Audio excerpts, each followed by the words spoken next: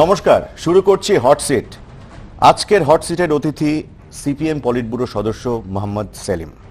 মোহাম্মদ সেলিম, 24 ঘন্টা স্টুডিওতে আপনাকে স্বাগত।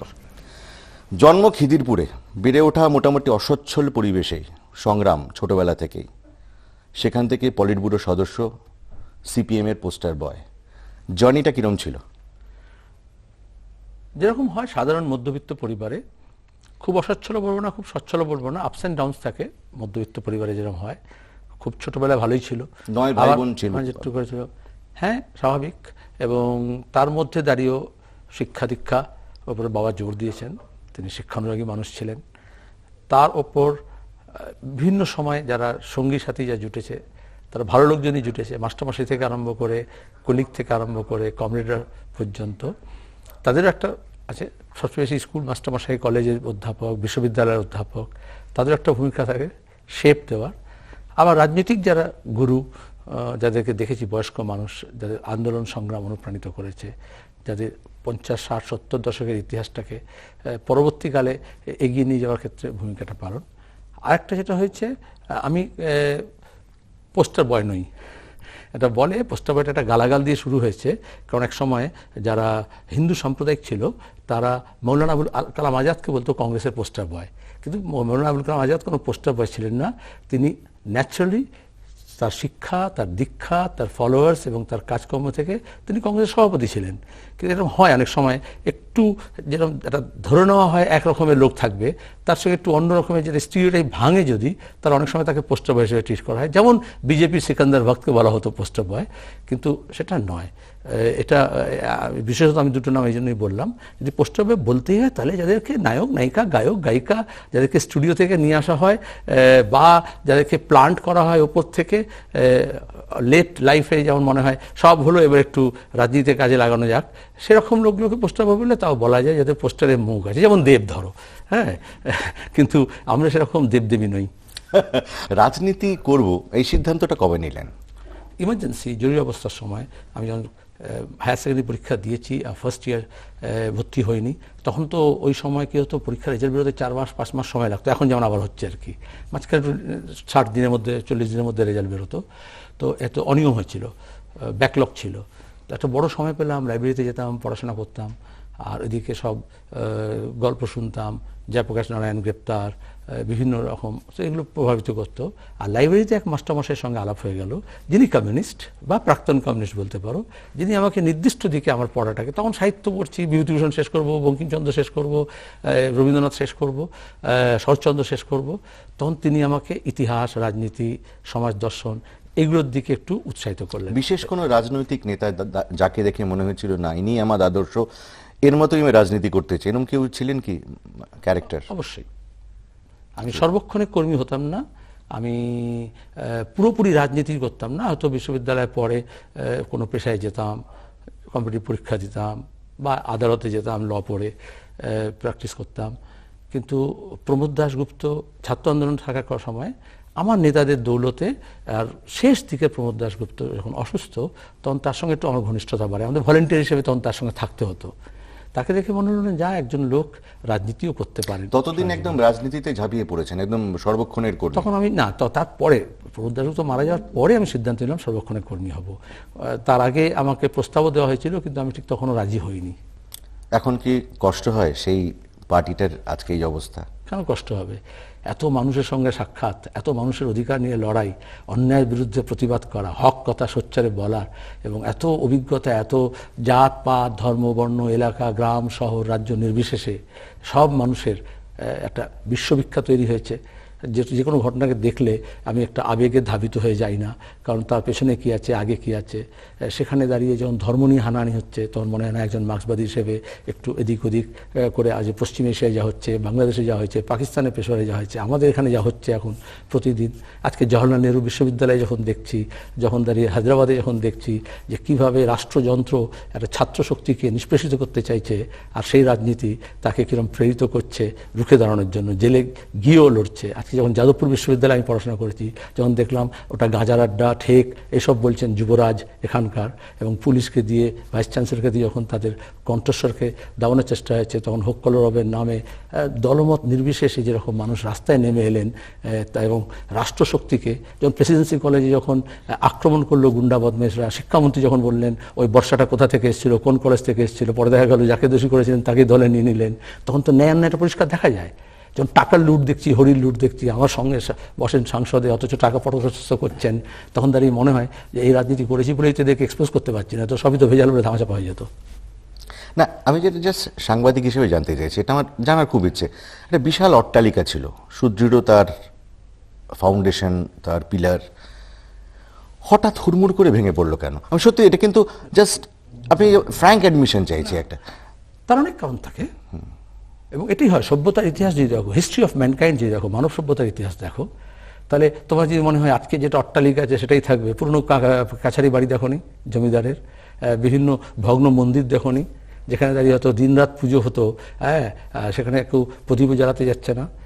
আজকে যা যে রমরমা দেখছো, সে টাকা পয়সা নিয়ে হোক, অস্ত্রশস্ত্র নিয়ে হোক, সে গুন্ডা বদমাশ নিয়ে হোক, আর সে লোহা তোমার গিয়ে লালবাতি নিয়ে হোক, সে চিরকাল থাকে। অনেকে মনে করে এটা চিরকাল থাকে, তো চিরকাল থাকে না। রাজনীতি যেটা হয়, এই উত্থান পতন তো লেগেই থাকে, এটা স্বাভাবিক, এটা মেনে নিতে হবে। কমিউনিস্ট পার্টি বিশেষত সব অট্টালিকার মতো ভেঙে পড়েনি, আমরা কখনো অট্টালিকা বানাতে চাইনি। এটা আলাদা কথা, কয়েকটা জেলা কমিটি কোথাও কোথাও মনে করেছে বিশাল বিশাল বাড়ি বানাবে। মানুষকে জড়ো করতে চেয়েছি, মানুষের যে চাহিদা, যে তোমাকে ফ্র্যাঙ্ক বলছি, আমি কেন কি দেখি শেষ বিন্দুতে যে মানুষটা দাঁড়িয়ে আছে, যার কণ্ঠ তুমি শুনতে পাও না, যার কণ্ঠ রাজনীতি শুনতে পায় না, যার কণ্ঠ কোনোদিন সোচ্চারিত হয় না বিধানসভায় বা রাজ্যসভায় বা লোকসভায়, সরকার যার দিকে তাকায় না, সেই লোকটা কিন্তু গণতান্ত্রিক কাঠামোর মধ্যে বিশ্বাস রেখে অপেক্ষা করে যে কোনো না কোনো দিন একজন কেন যায় লোকে প্রধানমন্ত্রী মুখ্যমন্ত্রীর দিকে ছুটে, কেন মেমোরেন্ডাম দেয় যে একবার যদি তার নজর আমার দিকে পড়েছে, সে আমার বেকার ছেলের চাকরি হোক, আমার অসহায় স্বামীর চিকিৎসাই হোক, আমার প্রতি যে অন্যায় হচ্ছে বা পুলিশের জুলুম হচ্ছে বা মস্তানির জুলুম হচ্ছে, আমার জমি কেড়ে নিয়েছে বা রাস্তা বন্ধ করে দিয়েছে, নানা রকম তো হয়। কোনো প্রমোটারের গুন্ডাকে বদমাশি করছে, উৎখাত করতে চাইছে, একবার যদি ওই দিদি দাদার কাছে পৌঁছতে পারি, তার কাছে আমার কান্নাটা যদি পৌঁছয়, তাহলে সেদিকে তাকাবে।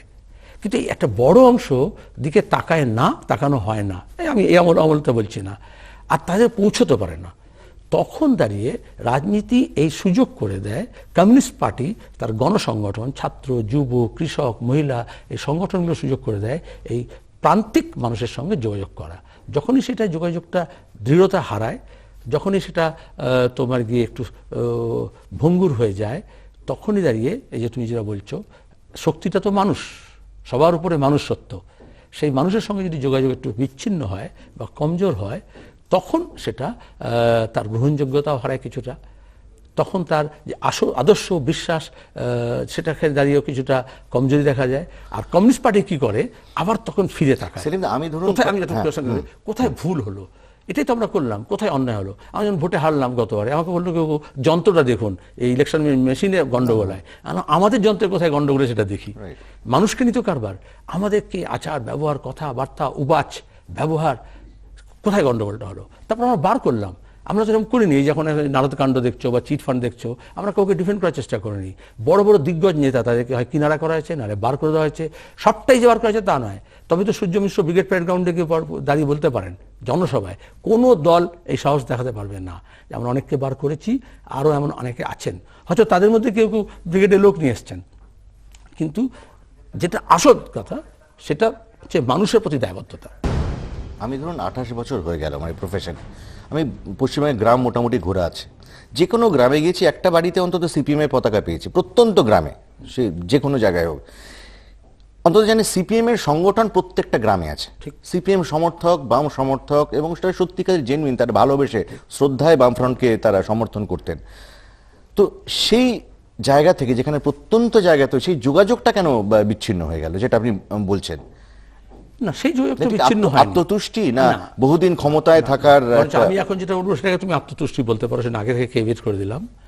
যে গ্রামগুলোতে একটা বাড়িতে দেখেছো অন্তত লাল ঝান্ডা, সেই গ্রামে একাধিক দেখতে পাবে, কিন্তু ভিজিবিলিটি নেই। ভিজিবিলিটি নেই কারণ একটা ভয়ের আবর্ত, একটা গণতান্ত্রিক পরিবেশের পরিসরটাকে কমানো হয়েছে, সন্ত্রাস একটা আবহাওয়া হয়েছে। বিস্তীর্ণ এলাকায় দেখবে সিপিএমের কোনো দেওয়াল লেখা নেই বা অফিস খুলছে না, বা ঝান্ডা নেই, তার মানে এই নেই যে সিপিআইএম নেই। এটাই অনেকে ভুল করেছিল লোকসভা নির্বাচনের আগে পরে, বিধানসভা নির্বাচনের পরে, যে সিপিএম তো শেষ হয়ে গেছে। তখন দূরবীন দিয়ে সিপিএমকে খুঁজে পাওয়া যাচ্ছে না। মুখ্যমন্ত্রী তখন হুঙ্কার দিয়েছেন, মুখে লিকোপ্লাস লাগিয়ে রাখো, কেউ কোনো কথা বলবে না। তখন অনেকে মনে করেছিল সব স্তব্ধ হয়ে গেছে। কখনোই সব স্তব্ধ হয় না। আজকেও দাঁড়িয়ে বীরভূমে গত 2 বছর ধরে যে সন্ত্রাস, যে হুমকি, যে বাড়িতে যদি ঝান্ডা লাগায়, সেই বাড়িটা যদি পুড়িয়ে দেয়, সেই বাড়িতে যদি হামলা করে দেয়, যদি বাড়ি ছাড়া করে দেয়, আমি তো বলবো না জোর করে লাগাও, আর তুমি আবার বলছো ভক্তিতে লাগাচ্ছে, শ্রদ্ধায় লাগাচ্ছে। আমার দিক থেকে যেখানে দুর্বলতা হয়েছে সাংগঠনিক কাঠামোয়, সেটাকে আমরা শোধরাবো। আর মানুষের যে রাগ হয়েছিল, ক্ষোভ হয়েছিল, সেটা আমাদেরকেই দেখেই, আমাদের পন্থাকে দেখেই আবার মনে করবে যে না এরা শুধরেছে। আর সে লাগাবে কি লাগাবে না সেটা ঠিক করবে পরিবেশটা কি, রাজ্যে কি গণতান্ত্রিক পরিবেশ আছে। আমি এখানে যেভাবে তোমার সঙ্গে কথা বলছি, তুমি আমাকে যদি প্রশ্ন করো, কোনো প্রশ্ন এরকম করতেই পারো যেটাতে আমাকে তুষ্ট করবে না, আমি এটা খুলে ল্যাপেল ছুঁড়ে তুমি মাওবাদী এটা বলে চলে যাব না। যদি টুম্পা কয়াল, মৌসুমী কয়াল যদি ছুটে এসে বলে দিদি দিদি দিদি আমার বন্ধুটার এমন কেন হলো, কেন সে খুন হয়ে গেল, কেন সে কলেজ থেকে ফেরার সময় তাকে কেন গণধর্ষণ করা হলো, কেন তাতে পুলিশ ব্যবস্থা নিচ্ছে না, কোনো দলের ব্যাপার নয়। কিন্তু এটা তো একটা সাহসের জায়গা। কিন্তু তাকে যদি সঙ্গে সঙ্গে বলা হয় যে আমাকে আসলে খুন করতে এসেছিল, আমি ওর গামছা দেখে বুঝেছি ও মাওবাদী, তাহলে এটা ওই সাধারণ যে মানুষ যারা নির্বিবাদে থাকতে চায়, কেন সে হতে চাইবে শত্রু? রাষ্ট্র সবাই কানাইয়া কুমার নয়, সবাই রোহিত ভেমুলা নয়, সবাই মোহাম্মদ সেলিম নয়, সবাই ভগৎ সিং নয়, সবাই জ্যোতি বসু নয়। কিন্তু এটা বুঝতে হবে যে কিছু মানুষ সাহস করে আর বাকি মানুষকে সাহস যোগায়। তাহলে কমিউনিস্টরা যেটা করেছে গত কয়েক বছর, মিথ্যা মামলা, হামলা, লোভ প্রলোভনকে জয় করে খুন, 138 জন খুন হয়েছে আমাদের, 171 জন, তার সঙ্গে দাঁড়িয়েও কিন্তু তারা পথ ছাড়েনি। এই জন্যই বাড়িগুলোতে যদি ঝান্ডা নাও দেখো, মানুষের মনের মধ্যে সেই ঝান্ডাটা আছে, মাথার মধ্যে আছে। গ্রামের সংগঠন কি সেই সংগঠন কি অটুট আছে সেলিমদা? আচ্ছা, যদি না থাকে, আমি বলছি উল্টো দিক থেকে, তাহলে অনুব্রত মণ্ডলকে তো হুমকি দিতে হচ্ছে কেন? সে তো তৃণমূলের একজন বড় নেতা, বড় মাপের, বড় ওজনের এবং সবচেয়ে বড় নেতার আশীর্বাদ ধন্য। তাকে পুলিশও ভয় পায়, এসপিও ভয় পায়, ডিএমও ভয় পায়, এমনকি ইলেকশন কমিশনকে প্রতিদিন থাকতে সত্ত্বেও সে হুমকি দিচ্ছে। তাও তাকে কেন বলতে হচ্ছে এই সন্ত্রাসের কথা, হুমকির কথা, মারামারির কথা? কেন আরাবুল থাকতে রেজ্জাক মোল্লাকে ভাঙড়ে নিয়ে যেতে হলো?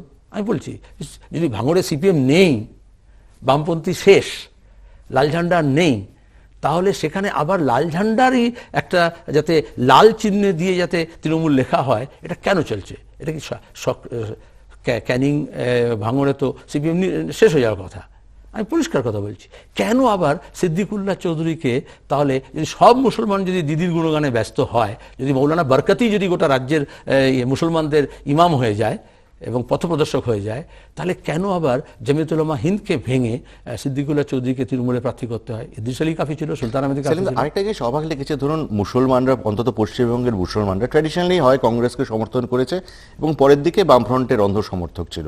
এই মুসলমান ভোটরা বা মুসলমান সমাজ বামফ্রন্ট থেকে একটু সরে গেল কেন? প্রথমত অন্ধ সমর্থক কেউ ছিল না, কেউই অন্ধ নয়, মুসলমানরা অন্ধ নয়, একটা কথা হয় কথার মধ্যে দিয়ে আর কি।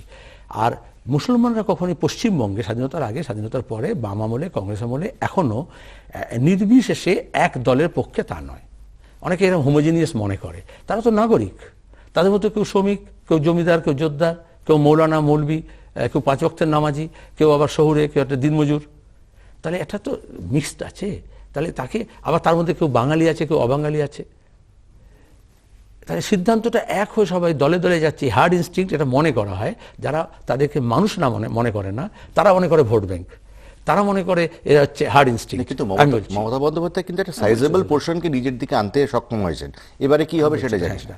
কিন্তু তা সত্ত্বেও দেখবে তুমি, তাহলে যেমন গোটা রাজ্যের মধ্যে 34 বছর পরে এই পরিবর্তন চাই বলে একটা বাম বিরোধী হাওয়া তোলা হয়েছিল, তাতে তো সবাই সামিল হয়েছিল, মাওবাদী থেকে বিজেপি, তাতে জামাত থেকে জামিয়াত, তাতে বুদ্ধিজীবী, শিল্পী, সাহিত্যিক, চিটফান্ড সবই তো সামিল হয়েছিল, খবরের কাগজ, টেলিভিশন চ্যানেল অনেক। তোমাদের এই 24 ঘন্টা দেখলেই বার করবে যে তাদের মুখগুলো দেখতে পাবে। তাহলে মুসলমানরা বাদ নয় তার থেকে। এবং সেটা তো এমনি এমনি হয়নি। আমাদের রাজ্যে দেশভাগের ফলে, আমাদের রাজ্যে সাম্প্রদায়িক রাজনীতির হওয়ার ফলে, যে তুমি তো ঠিকই বলেছো যে প্রথম দিকে কংগ্রেস সমর্থক ছিল, পরের দিকে বামফ্রন্ট, 64 দাঙ্গা, 65-তে ভারত পাকিস্তান যুদ্ধ, তারপরে এমনকি মুসলমান যারা সরকারের তাবেদার ছিল, সরকারের সঙ্গে থাকতো, তাদেরকে যখন সন্দেহের চোখে দেখা শুরু হলো, তখন তারা মনে করলো এই ঐক্য তৈরি হয়েছিল জেলখানায়। তখন চীনের দালাল বলে কমিউনিস্টদেরকে আর পাকিস্তানের দালাল বলে মুসলমানদেরকে যখন জেলে পড়া হয়েছিল, তাদের মধ্যে আক্রান্ত মানুষের ঐক্য তৈরি হয়েছিল। স্বাভাবিকভাবেই সেটা অনেকদিন ধরে যখন বামফ্রন্ট সরকারের কিছু কাজ, শিক্ষার প্রসার, তাদেরকে সমান অধিকার দেওয়া, বিশেষত প্রাথমিক শিক্ষা এবং ভূমি সংস্কার, আর তারপরে পঞ্চায়েত ব্যবস্থা, তাদের মধ্যে একটা ব্রিজ তৈরি করা গেছিল, সাঁকো তৈরি করা গেছিল। কিন্তু তা সত্ত্বেও দলে দলে সব মুসলমান কিন্তু মুর্শিদাবাদ, মালদা, দিনাজপুরে সবকে সিপিএম হয়ে গেছিল। তাই কি জোর করে করানো হয়েছিল যে না কংগ্রেসের ঝান্ডা লাগাবে না, তৃণমূলের ঝান্ডা লাগাবে না, সিপিএমের ঝান্ডা লাগাবে? আবার এই বামফ্রন্টের আমলেই তো তুমি যা বলছো, একটা অংশের সেই সমাজের অংশকে মমতা ব্যানার্জি পেতে সক্ষম হয়েছিলেন। তা একটা গণতান্ত্রিক পরিষদ ছিল বলেই তো মিটিং মিছিল করে, এ তো বন্দুক দেখিয়ে নয়, তাদেরকে প্রতিশ্রুতি দিয়ে হোক, প্রলোভন দেখিয়ে হোক, বা কিছু মোল্লা মৌলবি, পীরজাদা, নবাবজাদা, শাহজাদা, তাদেরকে ব্যবহার করে তাদের মধ্যে একটা নিজে একটু হেজাব পরে, একটু লা ইলাহা ইল্লাল্লাহ মুহাম্মাদুর রাসূলুল্লাহ, ইনশাআল্লাহ, খোদা হাফেজ, এসব বলে লোকে মনে করেছিল বোধহয় এটা ফেরেশতা এসছেন। একটা নার্সিং হস্টেল করে, কলেজ করে দেবো রেলমন্ত্রী বিএনআরে, এই পীরজাদা, পীর সাহেবকে দিয়ে মিথ্যে কথা বলেছিলেন, তিনি গিয়ে ভিত্তিপ্রস্তর। আমরা তখন বলেছিলাম রেল কখনো একটা আলাদা ধর্মের জন্য কিছু কাজ করতে পারে না, কিন্তু একটা আবেগ এমন তৈরি লোকে বিশ্বাস করেছিল। সেটা কোথায়? ভাঙড়ে মেডিকেল কলেজ হবে মুসলমানদের, বিজেপি আর প্রচার করতে আরম্ভ করলো আবার ধর্মের নামে মেডিকেল কলেজ হবে কেন? আমরা কমিউনিস্ট বললাম যে এটা ধাপ্পা, এটা ভুল, এটা মিথ্যাচার। কিন্তু এখন কোথায় ভাঙড়ে মেডিকেল কলেজ মুসলমানদের? নির্বাচনী প্রচারে কি এগুলোই বলছেন, না বামফ্রন্টের কোনো তরফ থেকে কোনো স্বপ্ন দেখাচ্ছেন? প্রথমত আমরা স্বপ্ন বেছি না আর কি, এখন যেটা আমার যেটা মনে হচ্ছে যে দেখুন, মোস্টলি হচ্ছে অ্যান্টি মমতা, অ্যান্টি তৃণমূল প্রচার। কিন্তু আমি ভোট দেব একটা সরকারকে, আমি আনবো, আমায় সেই সরকারটি বা সেই নেতাটি কি স্বপ্ন দেখাচ্ছে, নির্বাচনী স্বপ্ন দেখাচ্ছে আমি আসবো। কিন্তু এখন তুমি যে প্রশ্ন করছো তার উত্তর দিচ্ছি। তুমি যদি এখন যে উত্তরটা প্রশ্ন করো কি করবে, আমি সেজন্য আমাদের বামফ্রন্টে ইস্তেহার নিয়ে এসেছি। একমাত্র সিপিআইএম এবং বামফ্রন্ট এ দেশে প্রথম থেকে ইস্তেহার, এই জন্য ইস্তেহার শব্দটা আছে, এখন সবই তো তৎসম শব্দ চলে আসছে, সংস্কৃত শব্দ চলে আসতো। এটা জনসংঘ করতো বা বিজেপি করতো, তাহলে অন্য কোনো শব্দ থাকতো। ইস্তেহার শব্দটা কেন আছে? হ্যাঁ, এটা বামপন্থীরা এই ইস্তেহার শব্দটা চালু করেছে, ম্যানিফেস্টো যেটা। এবং সেখানে আমরা ফিরে আবার দেখি 7টা বামফ্রন্ট সরকার আমরা নির্বাচনে একটা করে নির্বাচন ইস্তেহার করেছি, এবং পরের বারে সেটাকে আবার রিপিট করে বলেছি আমরা এই বলেছিলাম। এবারে যেটা আমরা বলছি সবটা অ্যান্টিমমতা কেন হবে? এখন সেই বাজার নেই, কৃষক ফসলের দাম পায়নি, 138 জন কৃষক আত্মহত্যা করেছে। এটা মমতা ব্যানার্জি মনে করতে পারেন আমার বিরুদ্ধে বলছে, মোদী মনে করতে পারে তার বিরুদ্ধে বলছে, কিন্তু এটা তো বলতে হবে 34 বছরের বামফ্রন্টের সময় কৃষকের অবস্থা এরকম হয়নি যে আত্মহত্যা করতে হবে, ফসলের দাম পায়নি। ধান নিয়ে যখন কৃষক যাচ্ছে তখন তৃণমূলের নেতারা কুপন দিয়ে দেবে টাকার বিনিময়ে, এবং যে চাষ করেনি কোনোদিন সে কুপন দিয়ে কুইন্টাল কুইন্টাল চাল বেচে দিতে পারে, টন টন, আর কৃষক 5 কুইন্টালের বেশি বেচতে পারবে না, তার যতই ধান হোক। কিষাণ মান্ডি হবে মানে 30% কিকব্যাক নিয়ে তার বড় বড় নীল সাদা কুঠি হয়ে যাবে, কিন্তু সেখানে কোনো কৃষক নেই। যেখানে বাজার আছে সেখানে সরকার নেই, যেখানে সরকার আছে সেখানে বাজার নেই। এটা যেমন বলবো তেমনি একটা বিকল্প কথা তো বলতে হবে। বেকার ছেলেমেয়েরা, আমি পশ্চিমবঙ্গের ভোটার, আমাকে কি স্বপ্ন দেখাচ্ছেন আপনি? আমি বললাম বামপন্থী, দেখো ইতিহাস হচ্ছে পশ্চিমবঙ্গ এবং গোটা দেশের স্বপ্নভঙ্গের ইতিহাস। ভোট মানে আনান হেন করেগা তেন করেগা ডুগডুগি বেজিয়ে বলা। ছাত্র কলেজগুলোর অবস্থা কি, বিশ্ববিদ্যালয়ের অবস্থাগুলো কি, তাহলে স্বপ্নটা ভঙ্গ হয়েছে। কিন্তু এখন ধরো তৃণমূলের যদি এখন তুমি তোমাদের চ্যানেল দেখাচ্ছে, তারা বলছে কি আরও ভালো দিন আসবে, তারা মেনে নিয়েছেন ভালো দিন এসছে, শাইনিং ইন্ডিয়া, শাইনিং বেঙ্গল, এবং আরও ভালো দিন আসবে। বামপন্থীরা এরকম স্বপ্ন দেখাতে পারে না। কিন্তু শিল্পায়ন কি করে হবে, কলকারখানা কি করে হবে, আমরা কি করতে চেয়েছিলাম, আমরা কি করেছি, আবার আমাদের ইঞ্জিনিয়ারিং, চা শিল্প, জুট শিল্প কিভাবে বন্ধ হয়ে যাচ্ছে। আরেকটা উন্নততর বামফ্রন্ট বলেছিলেন, আমরা সেটার কি আরেকটা ভার্সন? না, আমরা সেটাকে যখন বলছি, তাহলে আমরা কিভাবে এই বেকার ছেলে মেয়েরা যারা এই রাজ্যে কাজ না পেয়ে বাইরে চলে যাচ্ছে, আমাদের সময় হয়ে গেছে তো, সংখ্যা বেড়ে গেছে অসংখ্য। তখন একটা আশা ছিল যে সিঙ্গুরে একটা আরেক কারখানা হবে, শালবনীতে একটা ইস্পাত শিল্প হবে, তখন তোমার গিয়ে রঘুনাথপুরে একটা কিছু একটা হবে, তারপরে তোমার গিয়ে ফারাক্কা কিছু একটা আরও নতুন কিছু হবে, গোটা রাজ্য জুড়ে উত্তরবঙ্গ যেভাবে বাড়ছে, শিলিগুড়ি যেভাবে বাড়বে, এর মধ্যে স্বপ্ন দেখানো হয়েছিল ওখানে হুইল অ্যাক্সেল কারখানা হবে, তো বোঝা গেল ওটা ভোঁবা। যা শিলান্যাস হয়েছিল রেলে, যা হয়েছে এখন এই বিশ্ব বাংলা সম্মেলন করে। তাহলে আমরা এটুকু বলছি, প্রথমে ভাঁওতার কথা যে মনে করতে হয় যে আমরা আরেক ভাঁওতাবাজ না, আমরা ভাঁওতা দিচ্ছি না। 2, আমরা যেভাবে চলেছিলাম সেভাবে চলবো না, আমরা ভুল থেকে শিক্ষা গ্রহণ করেছি। 3, আমাদের কৃষক, কৃষি, কৃষিভিত্তিক শিল্প এবং কৃষিতে যে বাড়তি বেকার ছেলেমেয়েরা গ্রামে তৈরি হচ্ছে তাকে বিকল্প কটেজ হোক, স্মল হোক, সেগুলো আমরা করেছি। আরও ভালো করে যাতে করতে পারি, যাতে লেবার ইন্টেন্সিভ হয়। তার সঙ্গে বড় কারখানাও লাগবে, শিল্প কারখানাও লাগবে, শিক্ষিত, স্কিল্ড, আনস্কিল্ড, সেমি স্কিল্ডদের জন্য। এবং সেটা স্বপ্ন নয়, সেটা হচ্ছে বাস্তবতার উপরে দাঁড়িয়ে, কারণ লোকে দেখেছে বামফ্রন্টের শেষ দিন পর্যন্ত এখানে কিভাবে বিনিয়োগ হচ্ছিল এবং গত 4 বছর ধরে কেন বিনিয়োগ বন্ধ হয়ে গেল, কেন অনেকে তৃণমূলের তোলাবাজি জুলুমে চলে গেল। শিক্ষায় কিন্তু আমাদের স্বপ্নভঙ্গ এখন অব্যাহত। শিক্ষা কিন্তু শিক্ষাঙ্গনে রাজনীতির প্রবেশ, এটা বাম আমল থেকেই হয়েছে, সেটা সেই ধারাটা এখনো চলছে। এটা কিন্তু একটা মেজর কনসার্ন। ধরুন আমরা শিল্প অনেক কিছু বলি বটে, কিন্তু প্রথম ধাপ শিল্পে যে শিল্পপতি হবে বা যে শিল্পে কাজ করবে, সে তো গিয়ে কলেজে দেখে পরীক্ষা বন্ধ, ভিসির সাথে মারপিট হচ্ছে, ঘেরাও, রাজনীতি। এটা কিন্তু বামপন্থীরা পারলে বন্ধ করতে পারতেন, সেটা করেননি এবং সেই ধারাটা এখনো চলে। সেটা নিয়ে কি আপনাদের কোনো ডেফিনিট কোনো প্ল্যান আছে? আমরা ইতিমধ্যেই বলেছি, আমাদের ম্যানিফেস্টোতে লেখা আছে। প্রথম কথা হচ্ছে, যদি তুমি বলো শিক্ষাঙ্গনে রাজনীতি হবে না, সেটা হতে পারে না, কারণ রাজনীতি শিক্ষাঙ্গনটাও পরিচালিত করছে। কিন্তু শিক্ষায় শিক্ষা, মুক্ত চিন্তা, মুক্ত বুদ্ধির চর্চা, তার সঙ্গে দাঁড়িয়ে তার হিউম্যান রিসোর্স ডেভেলপমেন্ট, সেই যাতে উপযুক্ত হিসেবে, এই যে বললে শিল্প গড়া, শিল্পে করা বা শিল্পে কাজ করা বা অফিস আদালতে যাওয়া বা যে পেশায় যাবে, সেই পেশায় যাতে সে সুনামের সঙ্গে কাজ করতে পারে, দক্ষতার সঙ্গে কাজ করতে পারে, সেটা একটা বড় কাজ। এবং সেটা করতে গেলে যা বাধা তৈরি হয়, প্রথম বাধা হচ্ছে সরকারের এবং রাজনীতির যে ইন্টারফারেন্স। শিক্ষাঙ্গনের রাজনীতি একটা জিনিস, আর একটা হচ্ছে রাজনীতি সব ঠিক করবে, ভাইস চ্যান্সেলর অ্যাপয়েন্ট করার থেকে শুরু করে সিদ্ধান্ত কী হবে থেকে শুরু করে সেটাকে, এবং বাইরে থেকে গুন্ডা মস্তান পাঠিয়ে দিয়ে অধ্যাপককে নিয়ন্ত্রণ করা, এগুলো বন্ধ করতে হবে। এগুলো বন্ধ হবে, এগুলো বন্ধ করব। আমাদের বলছি, আমাদের অভিজ্ঞতা থেকে আমরা নিয়েছি। আর এই 4 বছরে যা হলো, যে নৈরাজ্য তৈরি হয়েছে, আরও খারাপ হয়েছে। তুমি ধরো আমরা করেছিলাম বিনা পয়সায় যাতে গরিব মানুষের ছেলেমেয়েরা শিক্ষা পায়। একটার পরে দেখা গেল কিছু স্কুলগুলোতে ডোনেশন নেয়, চাঁদা নেয়, বই আমরা বিনা পয়সা দেওয়া শুরু করলাম, ইউনিফর্ম দেওয়া শুরু করলাম, এটা এক্সটেনশন। তারপরে মিড ডে মিল দেওয়া শুরু হলো, আরও অনেক কিছু দেওয়া যায় যাতে ড্রপ আউটস না হয়, গরিব মধ্যবিত্ত ঘরের ছেলেমেয়েরা আসে। কিন্তু কোয়ালিটি অফ এডুকেশন, শিক্ষকরা যাতে শিক্ষকতা করেন, ক্লাস নেন, পড়ান, যাতে শিক্ষা কতটা পেল সেটা টেস্ট, সেটাকে আরও চালু করা দরকার। তার সঙ্গে দাঁড়িয়ে যেটা হচ্ছে যে এই শিক্ষার আপওয়ার্ড লিঙ্কেজ, আপওয়ার্ড মোবিলিটি, তাহলে উচ্চশিক্ষা এবং তার সঙ্গে হচ্ছে তার ডাইভার্সন। সবাই যে একটা MA বিয়ে করবে তা নয়, তাহলে ক্লাস 8 থেকে, ক্লাস 10 থেকে, ক্লাস 12 থেকে, গ্র্যাজুয়েশনের পরে তার দক্ষতা তৈরি করা, তার সঙ্গে যাতে শিক্ষা তাকে উপার্জনক্ষম করে, সেটা একটা বড় চ্যালেঞ্জ আমাদের মতো রাজ্যে, যেখানে মানুষের এত বেশি জনসংখ্যা একটা চাপ আছে এবং মাটি সবাইকে রাখতে পারছে না।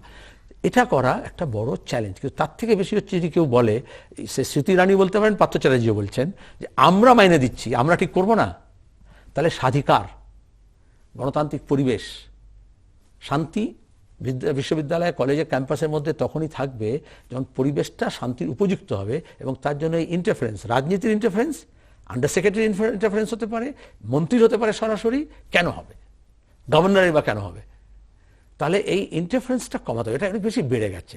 যদি আমি বলি আমাদের সময় ছিল না, আমি অন্যায় করব। সেটা বুদ্ধদেব ভট্টাচার্য বলেছেন, সূর্য মিশ্র বলেছেন, আমিও তোমার সামনে এখন বলছি, ভুল। লোকে পরিবর্তন কেন চেয়েছিল? আমাদের সময় যদি ন্যূনতম কিছু ভুল হয়ে থাকে, সেটাকে শোধরানো হবে, ভালো কিছু হবে। আরেকটা ভুল করে, আরো 4টে ভুল করে সেই ভুলটাকে বাড়িয়ে দিলে, তা আমিও একটু ঠিক করবো না, আর যিনি করছেন তিনি ঠিক করেননি। নির্বাচনের প্রসঙ্গে যদি আসি, আপনারা বলছেন জোট জিতবে, এত কনফিডেন্টলি কি করে বলছেন? মানুষ বলছে, আমি কথা বলছি। দেখো, গত ডিসেম্বর মাস থেকে এখন পর্যন্ত তোমার চ্যানেল, মিডিয়া, খবরের কাগজ, বাজার হাট, দোকান, ট্রেন স্টেশন, এমনকি তৃণমূলের নেতারা, এমনকি মুখ্যমন্ত্রী রোজ জোট বলে যাচ্ছেন। কেন বলছেন? যেটা নেই, যেটা জন্মালোই না। একটা পালস বুঝতে পারছেন কি? যেটা জন্মালোই না, যে শিশু ভূমিষ্ঠ হলো না, সে শিশু বড় হয়ে কি করবে সেটা নিয়ে আলোচনা। এ তো তোমার গিয়ে একটা বড় জিনিস, যেটা তুমি তাকে স্বীকার করছো, একটা কিছু একটা ঘটছে, এক পালস। 2 হচ্ছে, মানুষ সবসময় রাজনীতি এরকম হয়, এটা এই দল ও দল বলে না, এটা কোনো মমতা ব্যানার্জি বিরোধী বা তৃণমূল বিরোধী না, অন্যায়ের বিরুদ্ধে, প্রতারণার বিরুদ্ধে প্রতিদিন তাকে যখন যারা বিরক্ত করছে, তার থেকে একটা বিরক্তি উৎপাদন তো করে, কিন্তু সুযোগের অপেক্ষা করে। তাকে ভয় দেখিয়ে সবসময় রাষ্ট্র ক্ষমতা আগে একদম সে মহাভারত রামায়ণের সময় থেকে তুমি পুরাণে দেখবে, তুমি এইসব কাব্যে দেখবে, মহাকাব্যে দেখবে, আর ইতিহাসে তো আছেই গোটা পৃথিবীতে, আমাদের রাজ্য, আমাদের দেশেও, যে তাকে ভয় দেখিয়ে হোক, রাষ্ট্র ক্ষমতা, পুলিশ দেখিয়ে হোক, কোতোয়াল দেখিয়ে হোক, কাজী দেখিয়ে হোক, তাকে একটা ভয়ের দাবড়ে রাখার চেষ্টা করে। কিন্তু মানুষ কি দাবড়ে যায়? রিসেন্টলি ধরুন তর্কের খাতিরে 5 বছর আগে যে লোকটি বামফ্রন্টকে ভোট দেয়নি বিভিন্ন কারণ, সে কারণ অ্যানালিসিস অন্য বিষয়, সেই লোকটি আবার ঘুরে বামফ্রন্টকেই ভোট দেবে 4.5 বছরের মাথায়, এটা একটুখানি আকাশ কুসুম কল্পনা হয়ে যাচ্ছে না? रंग लाती है हिना पत्थरों में पिस जाने के बाद, सुरखरू होते हैं इंसान ठोकरे खाने के बाद। মানুষ তো ঠোকর খাওয়ার পরেই তো সচেতন হয়। তো আমরা যেরকম সচেতন হয়েছি, মানুষের সচেতন হবে। আমরা যেমন ঠোকরটা কেন লাগলো সেটা যেমন ঠিক করছি, আর লোকে কেউ তো আহা করে উঠবে যে ঠোকরটা লেগে কি হলো, আমি তো আরো বেশি বিপদ হয়ে গেল। মানুষের অভিজ্ঞতার একটা দাম আছে। যে চিট ফান্ডে টাকা জমা দিয়েছিল, সে যে মদন মিত্র বলেছিলেন যে স্বামী বিবেকানন্দ, আর যে যারা তৃণমূলের লোকেরা এজেন্ট হয়ে যারা এখনো বলছে রিইনভেস্ট করো চিটফান্ডের ওই অ্যালকেমিস্টের, সেই চিটফান্ডের মালিককে ঝাড়খণ্ড থেকে নিয়ে এসে যে মমতা ব্যানার্জি, মুকুল রায় এমপি করে দিলেন, এবং যার ফলে কেন্দ্র সরকার তার বিরুদ্ধে কোনো তদন্ত করছে না, অন্য 165টা চিটফান্ডের তদন্ত করলেও, অথচ অ্যালকেমিস্টের লোকেরা তো হাহাকার করছে, যেমন রোজভ্যালি করেছে, যেমন সারদার করেছে। তাহলে তারা কি মনে করছে যে মমতা ব্যানার্জি বললেন যা গেছে তা গেছে, লোকেরা মেনে নেবে? সে তো মনে করবে টাকা ফেরত চাই। তাহলে গত পঞ্চায়েত নির্বাচনে, উপনির্বাচনের সময় বলা হলো ওরা ফেরত দিতে পারবে না, আমি ফেরত দেবো, শ্যামল সেন কমিশন করে দিয়েছি। ওরা ফেরত দিতে পারবে না, আমি দেবো, কারণ আমি সরকারে আছি। অনেকে মনে করলো এদের কাছেই টাকা আছে, এরাই ফেরত দেবে, কারণ তারা দেখছে তৃণমূলের নেতারা কিভাবে ফুলে ফেপে উঠেছে। তাহলে এই মানুষগুলো তার টাকা তো ফেরত চায়। কিন্তু আরএসপির কাটা সহ জোট তো এখনই নড়বড়ে দেখাচ্ছে। জোট কেন, বামফ্রন্টটাই নড়বড়ে দেখাচ্ছে। দেখো, যত যত সুন্দর ফুল হবে তাতে কাঁটা বেশি হবে। আনারস ফলটাতে কাঁটা থাকে, আঁশ থাকে, তাও তো লোকে আনারস খায়, খেতে ভালো লাগে। কাঁটা থেকে ভয় পেলে কি হবে? গোলাপ ফুল কেউ যায়, কাঁটার ভয় কেউ গোলাপ ফুল নেয় না, এরকম আছে? তো কাঁটাকে ভয় পাচ্ছে না, ধরুন অঙ্কের কাঁটা দিয়ে বলছি, কেউ কেউ মনে করেছিল কাঁটা দিয়ে কাঁটা তুলতে হবে। দিদি ভাই যা করছে তার জন্য মোদি ভাই লাগবে, তারা ঠকে গেছে লোকসভা নির্বাচনের সময়।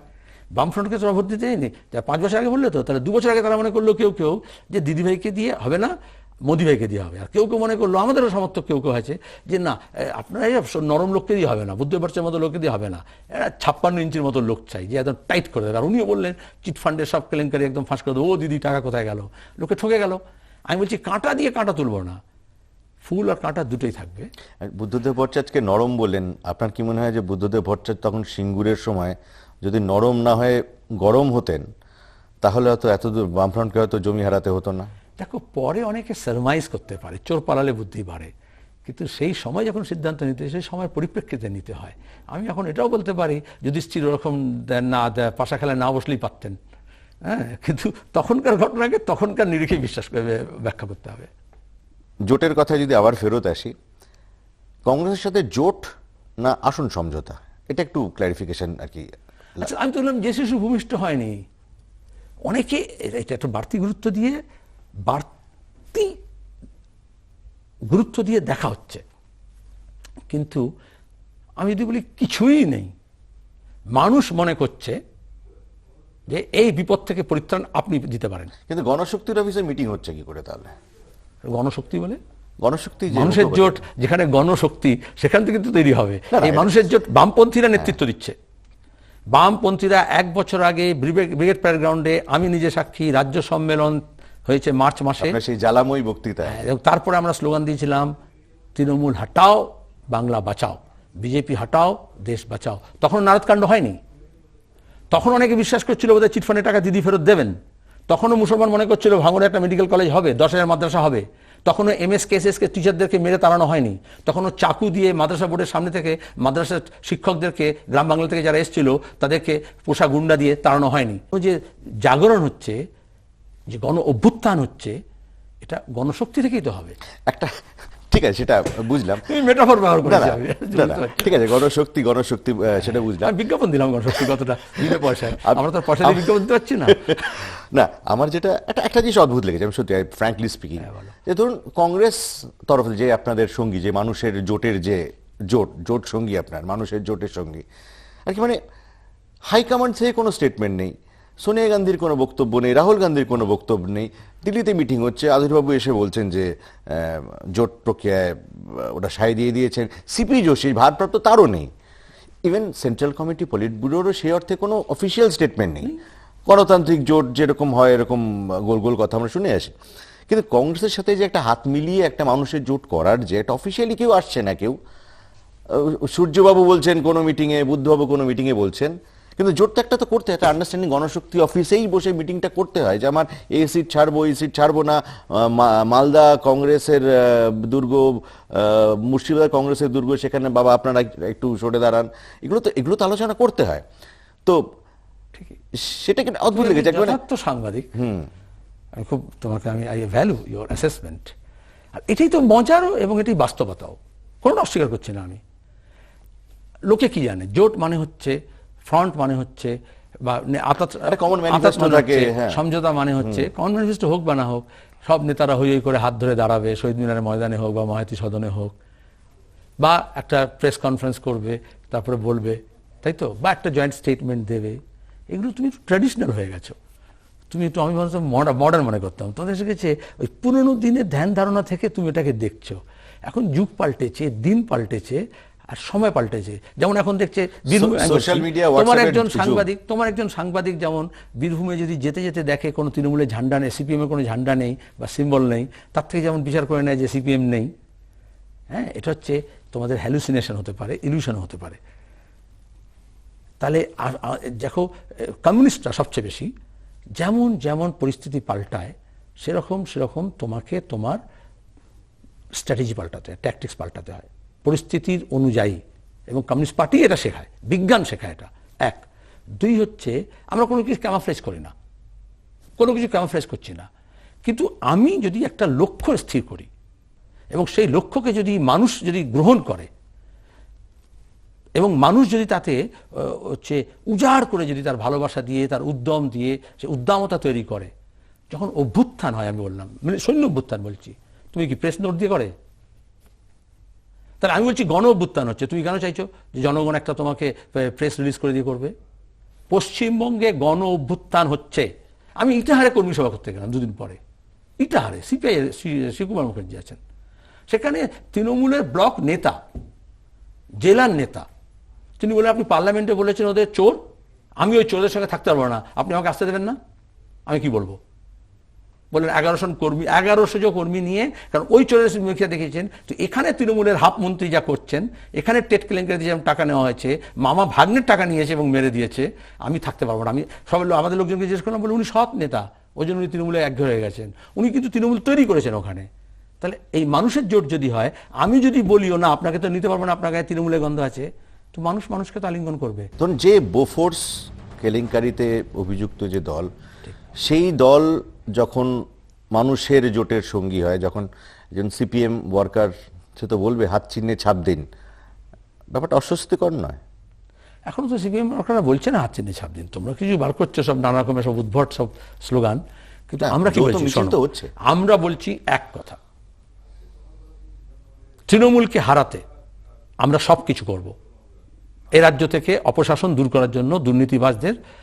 আর এখানে এই সুযোগে সাম্প্রদায়িক শক্তি যে শীত কেটে ঢুকছে, সেই সাম্প্রদায়িক শক্তিকে রুখতে হবে।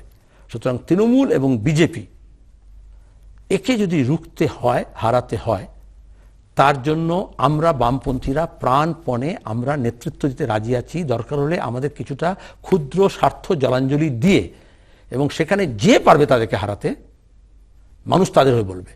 বাম, গণতান্ত্রিক, ধর্মনিরপেক্ষ শক্তি। কিন্তু এটা তো ক্ষুদ্র স্বার্থ বলা যায় না। যে দলকে আপনারা চিহ্নিত করেছেন একটা কোরাপ দল হিসেবে, সেই দলকে আপনি, সেই সিপিএম ওয়ার্কারকে আজকে তুমি একটা বফার্স কেন বলছো? আমি তার আগে টেলিকম কেলেঙ্কারি, কয়লা কেলেঙ্কারি, যা যা হয়েছে, ইউপিএ 2 তো একদম কেলেঙ্কারির পর কেলেঙ্কারি হয়েছে। আমরা তোমার কি, আমি আগেই বলে দিচ্ছি, আমাদের বিরোধীরা কি বলবে, যে আমি নিজে তো ওই যে তোমার কি সমর্থন তোলার জন্য যে প্রস্তাবে বক্তৃতা করেছিলাম পার্লামেন্টে, অনাস্থা প্রস্তাবে, মনে হচ্ছে নিউক্লিয়ার ডিলের সময়, তুমি আমার থেকে কংগ্রেসকে বেশি জানো? তুমি, তৃণমূলের লোকরা জানতে পারে বেশি, কারণ সে একসঙ্গে ঘর করেছে। আমি তো বললাম জরুরি অবস্থার সময় রাজনীতি এসেছি। তাহলে জরুরি অবস্থা যখন মানুষের দমবন্ধ অবস্থা, আধাভাষীবাদী সন্ত্রাস, তখন আমরা বলেছি এসো তার বিরুদ্ধে লড়াই করি। তখন কি আমরা বাদ বিচার করেছি? জনতা পার্টি, তার মধ্যেও কংগ্রেস ছিল, জনতা দল ও, এই কংগ্রেস ও, তার সঙ্গে সিএফডি ছিল। তাহলে প্রতাপচন্দ্র চন্দ্রকে আমরা জিতিয়েছি কিনা এখানে? বিজয় সিং নাহারকে জিতিয়েছি কিনা আমরা এখানে? তাহলে রাজনীতিতে কি, বাড়িতে তোমার আগুন লাগলো, বইমেলায় যখন আগুন লাগে একটা স্টল আরেকটা স্টলের মধ্যে তখন ঝগড়া করে এমনিতেই আগুন লাগানোর আগে, যে খদ্দেরকে ডাকে কে কোন তার মার্কেটিং করবে, তার বিজনেস পলিসি। তো যখন বইমেলায় আগুন লাগে এই সব স্টলওয়ালারা একসঙ্গে আগুনের বিরুদ্ধে ঝাঁপাবে, নাকি বলবে না কালকে তুই আমার খদ্দেরকে টেনে নিয়েছিস? কোনটা? তাহলে যখন আগুন লাগে আমাকে দেখতে হয় কে কেরোসিন তেল নিয়ে আসছে আগুনটাকে বাড়াতে, আর কে জল নিয়ে আসছে নেভাতে। ইস্টবেঙ্গল, মোহনবাগান, সিপিএম, কংগ্রেস, বিজেপি, তৃণমূল, এমনকি হিন্দু, মুসলমান, হরিজন, ব্রাহ্মণ কিচ্ছু দেখি না আমরা। তখন প্রথম কথায় আগুনটাকে নেভাও। আচ্ছা সেলিমদা, আপনি নিশ্চয়ই গোর্খাল্যান্ড সমর্থন করেন না, কিন্তু আপনার পার্টি যে দলটি গোর্খাল্যান্ডকে সমর্থন করে এবং বিজেপির আশ্রিত, সেই দলকে আগ বাড়িয়ে সমর্থন জানিয়ে দিলেন। এটা একটা সুবিধাবাদী রাজনীতি হয়ে গেল না? তুমি জানো সমর্থন করছি না। গোর্খা জনমুক্তি মোর্চা একটা প্রার্থী দিয়েছে আমার কেন্দ্রে, রাজ্য লোকসভার যে কেন্দ্র ইসলামপুরে, সেখানেও প্রার্থী দিয়েছে একজন তৃণমূলেরই একজন পরিবারের লোককে দাঁড় করিয়ে দিয়েছে। সে বিক্ষুব্ধ হতে পারে, কিন্তু গোর্খা জনমুক্তি মোর্চার নামে আমি কি সমর্থন করবো? এমনকি সূর্য মিশ্র যখন তৃণমূলকে হারাবার জন্য আমরা রাজি, এই কথা গোর্খা জনমুক্তি মোর্চা বলেছে, আর আমরা যখন বলেছি তৃণমূল হটাও, তার সঙ্গে আমরা বিজেপি হটাও বলেছি। তখন সূর্য মিশ্র, তুমি জানো, উত্তরবঙ্গে ছিলেন, তখন সাংবাদিকরা জিজ্ঞেস করেছিল অন রেকর্ড, পার্টি স্টেট সেক্রেটারিকে, Surya Mishra politburo member, তিনি কি বলেছিলেন, আগে বিজেপির সংসদ ছাড়বে তখন আমাদের সঙ্গে সমর্থন অসমর্থনের প্রশ্ন উঠবে। সবাইকে তাই বলেছি। তাহলে সূর্য মিশ্র হচ্ছে পার্টির state secretary, politburo member, আমার কলিগ। তুমি খুঁজে পেতে পার করো অনুবীক্ষণ যন্ত্রে। CPIM is governed by state committee secretary. কিন্তু শিলিগুড়িতে তো জীবেশ সরকার প্রেস আমি স্টেট সেক্রেটারি কথা বলছি। কোনটা তুমি কোনটা গ্রহণ করবে? স্টেট সেক্রেটারির কথা গ্রহণ করব। তৃণমূল গ্রহণ করবে কোনটা সুবিধা মতো হবে? কিন্তু একটা পার্টি, সিপিএম এর তো একটা অনুশাসন আছে। সিপিএম যখন phone CPM will take care of, CPM system আছে। 2019-এ রায়গঞ্জের প্রার্থী কি দীপা দাসমুন্সি না মোহাম্মদ সেলিম? দীপা দাসমুন্সি তো প্রার্থী মুখ্যমন্ত্রীর বিরুদ্ধে ভবানীপুরে। তুমি কাছেরটা ছেড়ে, ওনার কেন্দ্র তো রায়গঞ্জ, উনি তো রায়গঞ্জের। তাহলে কোনো কেন্দ্র নয়। আমি তো উত্তর পূর্ব কলকাতার এমপি ছিলাম।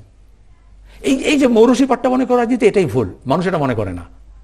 কারোর কোনো মৌরসী পাট্টা নয়, কারোরই কোনো মৌরসী পাট্টা নয়। নাকি এইবার দক্ষিণ কলকাতা যে মমতা ব্যানার্জির মৌরসী পাট্টা নয়, সেটা দক্ষিণ কলকাতা বুঝিয়ে দেবে। নাকি এটাও হতে পারে বিজেপিকে ঠেকাতে তৃণমূলকে সঙ্গে নিয়ে নির্বাচন লড়বে সিপিএম? তাও তো হতে পারে। তখন তো কেন্দ্রে বিজেপিকে ঠেকানো মেন ফোকাস। বাস্তব সেই মুহূর্তের সময়কে বাস্তবতার সঙ্গে আমার যা টুলস আছে, আমার যে আদর্শ, লক্ষ্য, বিশ্বাস, বিজ্ঞান, তার ব্যাখ্যায় তোমাকে ডায়াগনাইজ করতে হয়। তোমাকে ডাক্তার কাছে তুমি যদি যাও, তোমার কথা শুনে চিকিৎসা করবে না, আগে ডায়াগনোসিস করবে। ঠিক আছে? তো সেই সিচুয়েশনটা যখন অকার করে, সেই সময় যে রোগটা আছে, তুমি এখন থেকে আগাম থেকে কেন তুমি এক্স রে রিপোর্ট দিচ্ছ, ব্লাড রিপোর্ট দিচ্ছ, সেই সময় কোন রোগটা হবে দেশের এবং রাজ্যের, তাকে বিশ্লেষণ করে ওষুধ বার করবো, অপারেশন করতে হবে কি চিকিৎসা করতে হবে। তুমি আগাম কেন বলছো এখন থেকে? এখন যে রোগটা হয়েছে সেটাকে আগে নির্মূল করি। জোটের মুখ্যমন্ত্রী কি মোহাম্মদ সেলিম? মানুষ সব ঠিক করে। আবার বললাম, কিন্তু আমরা তো জানতাম সিপিএম পার্টি ঠিক করে। আমি তো ভোটে প্রার্থী নই। প্রার্থীর দরকার থাকে না, 6 মাসের মধ্যে ইলেক্টেড হয়ে গেলে। Thank you. প্রার্থী না হয় মুখ্যমন্ত্রী ওকে ভাবছে, এটা ভালো। যে আগে বলছিল যে সিপিএম নেই, তারপরে বললো একটা জোট হচ্ছে, তারপরে বললো এখন মুখ্যমন্ত্রীও ঠিক করছে। কালকে তো আমার প্রেস কনফারেন্সে জিজ্ঞেস করলো, আপনার সরকার এলে আপনারা কি এইগুলো করবেন, এইসব টাকা উদ্ধার করবেন, এসব তদন্ত করবেন? এটা ভালো, এটা পজিটিভ ডেভেলপমেন্ট। কিন্তু দেখো, যখন আলাদা আলাদা দল নিয়ে বামফ্রন্ট, তাদের কোনো সমস্যা হয়নি কখনো, আগে থেকে মুখ্যমন্ত্রী ঘোষণা না করে কখনো সমস্যা হয়নি। অবশ্য জ্যোতি বসু আনডিসপিউটেড ছিলেন। বুদ্ধদেব ভট্টাচার্য জ্যোতি বসু থাকাকালীনই উপমুখ্যমন্ত্রী এবং তারপরে মুখ্যমন্ত্রী হয়েছিলেন, ভোটের সময় নয়। কিন্তু কখনো কোথাও এটা এই নরেন্দ্র মোদী বা অন্যান্য রাজ্যে যেরকম হয়েছে, আর মিডিয়ার দৌলতে এখন লোকে ব্যক্তির জন্য ভোট চায়। আমরা তো ব্যক্তির জন্য ভোট চাইছি না, আমরা তো রাজ্যের জন্য চাইছি, রাজ্যের মানুষের জন্য চাইছি, এবং মানুষ ঠিক করবে, পরিষ্কার কথা। তাতে কোনো অসুবিধে হবে না। যে বাম ফ্রন্টের মধ্যে হয়নি অসুবিধে, সিপিএমে কোনো অসুবিধা হবে তুই মনে করো? সিপিআইএম বসবে, সিদ্ধান্ত নেবে, বাম ফ্রন্ট বসবে, সেটা সিদ্ধান্ত হবে। এবং তারপরে যে বৃহত্তর বাম গণতান্ত্রিক ধর্মনিরপেক্ষ জোট আছে, তাদের মধ্যে থেকে এখন যেমন দেখছো, কোনো সভা না করে, কোনো বৈঠক না করে গণশক্তিতে বসে ঠিক হয়ে গেল, গণশক্তিতে ঠিক হয়ে যাবে। মোহাম্মদ সেলিম, 24 ঘন্টায় স্টুডিওতে আসার জন্য আপনাকে অনেক ধন্যবাদ।